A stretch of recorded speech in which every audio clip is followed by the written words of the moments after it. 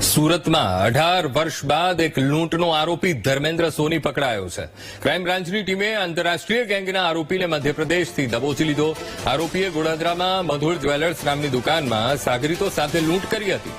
આરોપીએ ઘરેણા, રોકડા સહિત 8,44,000ની કિંમતના મુદ્દામાલની ચોરી કરી હતી. તો આરોપી સામે આંધ્રપ્રદેશમાં પણ લૂંટના 5 ગુના નોંધાયેલા છે.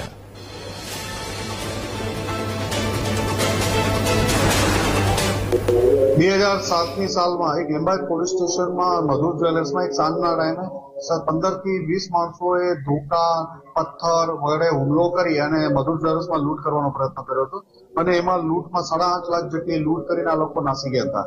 આ કેસમાં મધુર જ્વેલર્સમાં જે મેઇન આરોપી પકડવામાં હતો ધર્મેન્દ્ર કાંતિલાલ સોની અને સુરત પોલીસની ટીમે જે જાંબુઆ મધ્યપ્રદેશનો રહેવાસી છે એને ટેકનિકલ અને હ્યુમન ઇન્ટેલિજન્સના આધારે ઇન્દોરથી આઈડેન્ટિફાઈ કરી અને એક ટીમે પકડીને લાવવામાં આવ્યો છે.